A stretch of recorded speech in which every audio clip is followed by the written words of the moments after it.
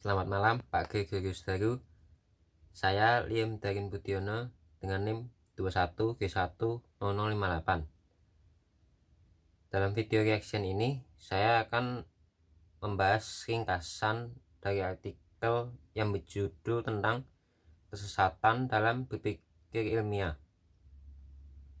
Seringkali dalam berkomunikasi maupun berinteraksi dengan orang lain terdapat beberapa kata maupun penalaran yang salah tetapi terkesan dibenar-benarkan.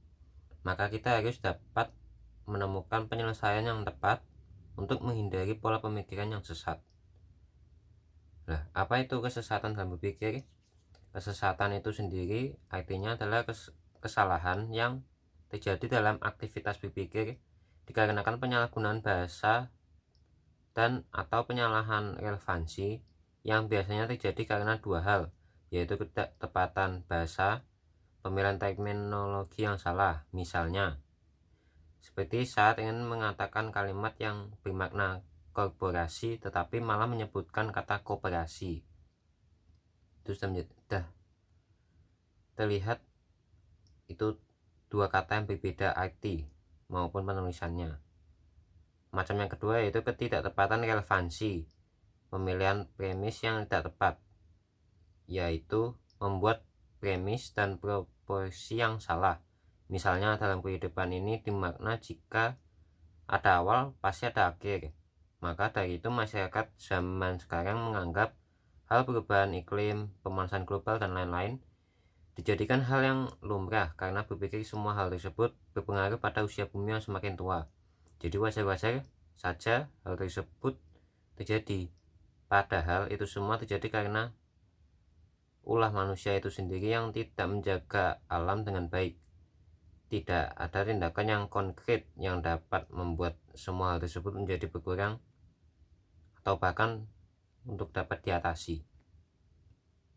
Yang menjadi hal utama mengapa manusia dapat mengalami kesesatan berpikir hanyalah kemalasan untuk mau berpikir sendiri, malas untuk memikirkan hal yang menurut pemahaman sendiri, selalu menerima hasil pemikiran dari orang lain dengan maksud menghargai namun tidak disaring secara selektif, malas untuk mau membuka diri lebih luas tentang ilmu pengetahuan.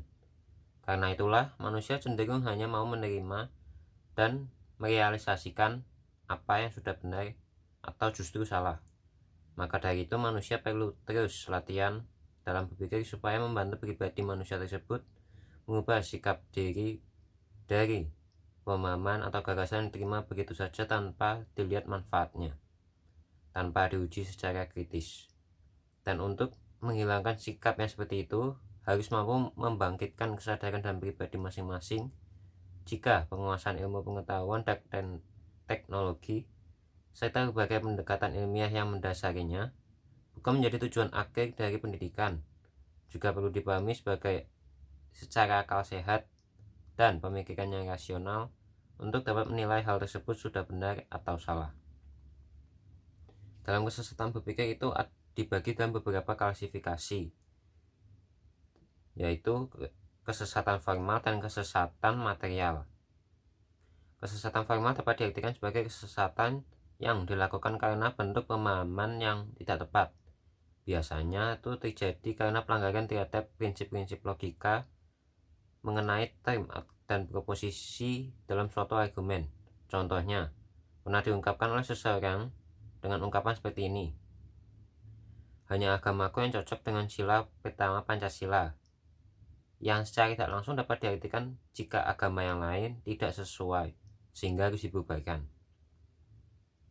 Lalu macam yang kedua yaitu kesesatan material, adalah kesesatan yang terutama menyangkut isi suatu pemahaman yang biasanya terjadi karena faktor bahasa yang menyebabkan kekeliruan dalam menarik kesimpulan, dan juga dapat terjadi karena memang tidak adanya hubungan logis atau relevansi antara premis dan kesimpulannya.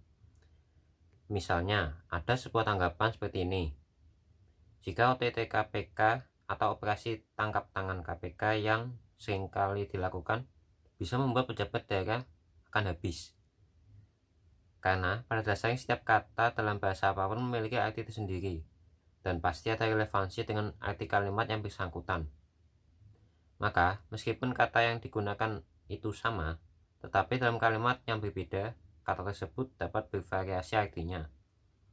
Perilaku ketidakcermatan dalam menentukan arti kata ataupun arti kalimat itu yang dapat menimbulkan kesesatan dalam penalaran. Lalu kesesatan bahasa. Setiap kata dalam bahasa memiliki arti tersendiri, dan masing-masing kata dalam sebuah kalimat mempunyai arti yang sesuai dengan keseluruhan arti kalimatnya. Adapun macam bentuk kesesatan karena penggunaan bahasa. Yang pertama, kesesatan aksentuasi. Kesesatan aksentuasi. Kondisi pengucapan terhadap kata-kata tertentu yang perlu diperhatikan karena ada suku kata yang harus diberi tekanan, yang bisa saja menyebabkan pengubahan arti. Ada dua macam. Kesesatan aksentuasi verbal itu adalah yang dalam penulisan satu jenis kata yang sama dapat memiliki dua, bahkan bisa saja lebih arti kata yang lebih dari dua, yang arti kata itu bergantung pada jenis atau topik kalimat yang terbentuk dengan lafal pengucapan yang berbeda satu dengan yang lainnya untuk memudahkan pendengar memahami maksud kalimat. Contohnya, kota Serang dan perilaku serang. Serang yang dimaksud adalah perilaku menyerang seperti dalam pertempuran. Lalu ada jenis buah apel dan apel bendera. Apel bendera itu menghadiri upacara bendera, menghadiri sebuah upacara bendera. Lalu ketiga misalnya mental, itu yang berhubungan dengan kejiwaan, dan mental itu adalah sebutan lainnya dari terpelanting. Lalu macam yang kedua dari kesesatan aksentuasi adalah yang nonverbal. Makna kata yang disampaikan tidak langsung tersampaikan, hanya akan diketahui jika kata atau kalimat yang ditemukan atau diucapkan oleh seseorang harus dipahami terlebih dahulu, atau bisa saja meminta keterangan yang lebih jelas makna yang dimaksud oleh si pembicara. Contoh dalam sebuah iklan, dengan 2.500.000 dapat membawa motor, padahal aslinya yang dimaksud adalah dengan 2.500.000 memang bisa langsung membawa motor, tetapi juga harus menyertakan syarat-syarat lainnya seperti slip gaji, KTP, rekening listrik terakhir, dan keterangan surat kepemilikan tanah.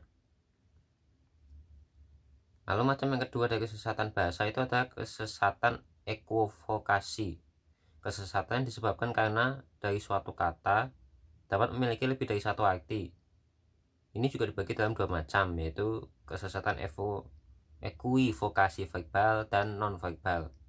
Yang verbal itu terjadi karena pelafalan bunyi yang sama yang dapat disalahartikan menjadi dua arti kata yang berbeda. Contoh, bisa itu bisa diartikan sebagai dapat, tapi juga bisa diartikan sebagai racun ular. Yang kedua itu adalah non-verbal, dicontohkan sebagai jika menggunakan kain atau pakaian putih yang berwarna putih dianggap sebagai orang suci, padahal di India wanita yang menggunakan kain sari putih-putih umumnya adalah janda. Yang kedua itu bisa menggelengkan kepala, tidak selalu dapat berarti tidak setuju, karena di negara lain tuh menggelengkan kepala dapat diartikan sebagai menunjukkan sebuah kejujuran. Macam ketiga dari kesesatan bahasa itu ada kesesatan amfiboli. Biasanya disebabkan susunan konstruksi kalimat yang kurang baik, sehingga artinya bisa bercabang, menimbulkan lebih dari satu penafsiran mengenai maknanya. Contoh, dijual selimut anak-anak berbulu domba dapat memiliki dua arti. Arti pertama itu dijual sebuah selimut untuk anak-anak yang memiliki rambut seperti domba. Arti kedua itu bisa diartikan sebagai dijual sebuah selimut berbahan bulu domba untuk anak-anak. Sehingga penulisan yang seharusnya yang benar itu adalah dijual selimut anak-anak yang berbahan bulu domba, agar tidak menimbulkan kesesatan dalam penalaran. Keempat macamnya yaitu kesesatan metaforis atau analogis palsu. Terjadi penyatuan arti kiasan dan arti yang sebenarnya.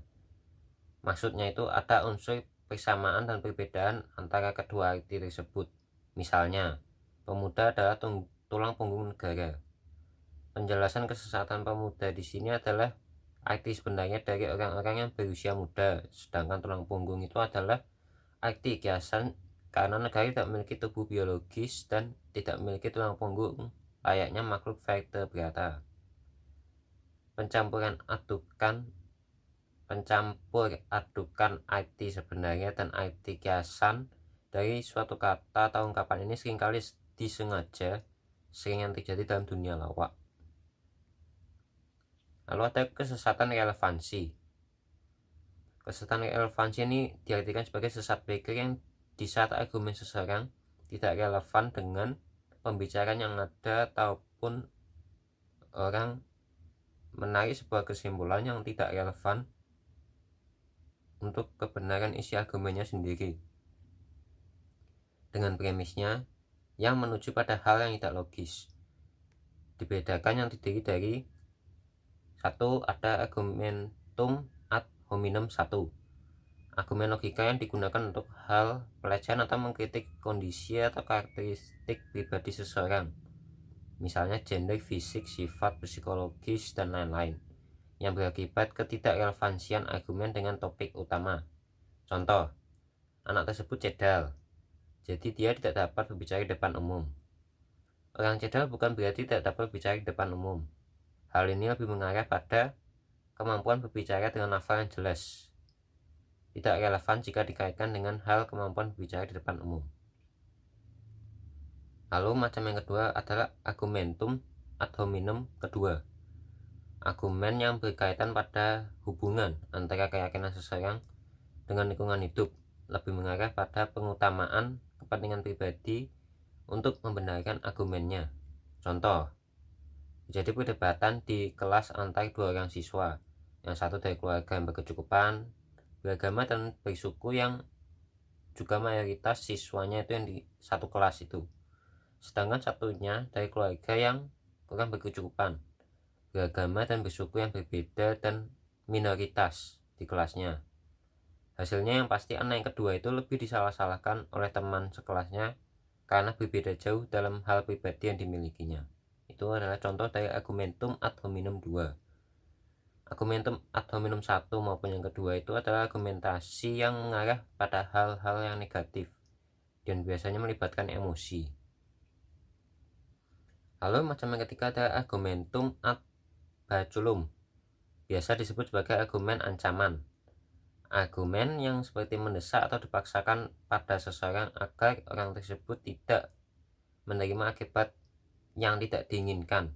Contoh, seorang anak berhenti bermain game lebih awal bukan karena ia sudah lelah, tetapi takut jika nanti dimarahi oleh ibunya. Bisa juga diartikan sebagai gagasan yang bersifat tuntutan dengan pemikiran yang irasional dan tidak relevan antara premis dan kesimpulannya. Lalu yang keempat ada argumentum ad misericordiam, pemikiran sesat yang digunakan untuk mendapat pengampunan atau belas kasihan dari orang lain. Contoh, menjual barang ilegal dengan alasan memenuhi kebutuhan hidup. Lalu yang kelima ada argumentum ad populum, argumen yang dibuat untuk menghasut orang lain agar mendukung argumen orang atau kelompok tertentu yang argumennya sama sekali tidak relevansi dengan kenyataan yang ada, hanya dibenar-benarkan agar memperoleh dukungan orang di sekitarnya atau kelompoknya. Contoh, demonstrasi penghapusan pajak yang dinilai memberatkan masyarakat. Lalu macam yang keenam ada argumentum autoritatis, menilai argumen atau gagasan yang jika diucapkan seseorang yang sudah terkenal atau ahli di bidangnya atau memiliki wibawa yang tinggi sudah pasti benar, tanpa pemikiran lebih lanjut berdasar pemahaman pribadi. Contoh, jika saya selalu yakin benar dengan apa yang dikatakan beliau, karena beliau adalah seorang pemimpin yang berwibawa, seorang tokoh yang sangat dihormati, dan juga seorang guru. dan pasti yang dikatakannya itu benar. Ketujuh, argumentum ad verecundiam. Argumen yang dibuat sengaja langsung mengarah pada masalah yang sesungguhnya, tetapi dibuat seperti sedikit sindiran. Contoh orang yang dapat sukses hanya orang yang menggunakan aplikasi ini. Lalu yang ke-8 itu ignoratio elenchi. Argumen ditarik dari sebuah kesimpulan yang tidak terdapat relevansi dengan premisnya. Contoh, orang yang dulunya pernah mencuri pasti sekarang tetap jahat. Lalu yang ke-9, argumentum ad ignoratiam. Sesat berpikir di mana sebuah pernyataan dijadikan benar karena tidak ada kesalahan. Bisa juga ada hal yang menganggap sebuah hal itu pasti salah karena tidak ada buktinya. Contoh, meteor itu tidak ada karena belum pernah melihatnya. Lalu yang ke-10, petitio principii. Sesat berpikir yang membalik premis menjadi kesimpulan dan kesimpulan menjadi premis. Contoh, orang yang berargumen mencoba untuk menyampaikan sebuah gagasan. Karena adanya gagasan berarti ada orang yang berargumen. Padahal gagasan juga ada muncul dari sebuah penelitian juga bisa. Lalu yang ke-11 itu ada kesesatan non kausa pro kausa. Sesat berpikir yang menjadikan kejadian pertama adalah penyebab nanti terjadinya kejadian kedua. Kejadian kedua terjadi sebagai akibat kejadian pertama. Contoh, siswa tersebut selalu mendapatkan nilai baik saat pelajaran bahasa Inggris karena sering bermain game yang berbahasa Inggris. Kenyataannya, siswa tersebut mahir dalam mata pelajaran tersebut karena dia dileskan privat oleh orang tuanya. Bermain game itu tidak ada hubungannya dengan materi pelajaran Inggris yang dia pelajari di sekolahnya. Ke-12 itu adalah kesesatan aksidensi. Sesat berpikir yang memaksakan cara atau sifat umum pada kenyataan yang justru menjadi salah. Contoh, orang yang minum jus buah-buahan dapat menjaga kesehatan. Jadi, jus-jus yang berbahan dasar makanan lainnya pasti juga cocok untuk dikonsumsi agar dapat menjaga kesehatan. Lalu yang ke-13, kesesatan karena komposisi dan divisi. Untuk yang komposisi itu berarti sesat berpikir yang menganggap apa yang benar bagi individu atau kelompok juga pasti benar untuk individu atau kelompok lainnya. Contoh, salah satu anggota kelompok A melakukan tindak kejahatan, berarti seluruh anggota kelompok tersebut sudah pasti orang jahat semua. Sedangkan divisi itu kebalikannya dari komposisi. Dari yang kelompok tertentu mengarah pada individu juga. Contohnya, banyak siswa dari sekolah B ikut dalam tawuran, berarti Ali yang dari sekolah B itu juga tidak baik, suka ikut dalam tawuran juga. Ke-14, kesesatan karena pertanyaan yang kompleks. Sesat berpikir yang menilai sebuah pertanyaan itu sederhana, tetapi ternyata kompleks, tidak sekedar menjawab dengan ya atau tidak. Contoh, bagaimana? Kamu masih suka sama dia? Itu contoh pertanyaannya. Lalu, relevansi kesesatan berpikir dengan ilmu pengetahuan. Relevansi dengan ilmu politik. Contohnya, menggunakan metode ilmiah yang menggunakan model deduksi. Melihat hal-hal yang bersifat umum terlebih dahulu, kemudian baru melihat hal-hal yang bersifat khusus. Ruang lingkup ilmu politik ini yang dipelajari itu sangat luas. Kebanyakan ahli menggunakan pendekatan perilaku dalam metode pengamatannya untuk memprediksi gejala-gejala politik yang akan terjadi melalui tingkah laku aktor politik dan masyarakat. Lalu ada juga relevansi dengan antropologi. Relevansi dengan antropologi ini juga menggunakan model deduksi dalam melihat permasalahannya dari yang bersifat umum dulu lalu mengarah pada hal-hal yang lebih khusus. Antropologi mempelajari budaya masyarakat, baik itu yang bersifat material ataupun yang bersifat non material. menggunakan dua metode, atau apologi itu menggunakan dua metode, yaitu observasi untuk memperoleh benda-benda yang dapat dijadikan sebagai sumber pengetahuan tentang budaya dan perkembangannya. Metode yang keduanya itu yaitu metode empiris. Banyak pengetahuan yang dapat diperoleh dari pengalaman-pengalaman dan pengamatan-pengamatan. Sekian video reaction saya yang membahas tentang ringkasan bab 10 dari artikel ini yang berjudul tentang kesesatan dalam berpikir ilmiah. Terima kasih.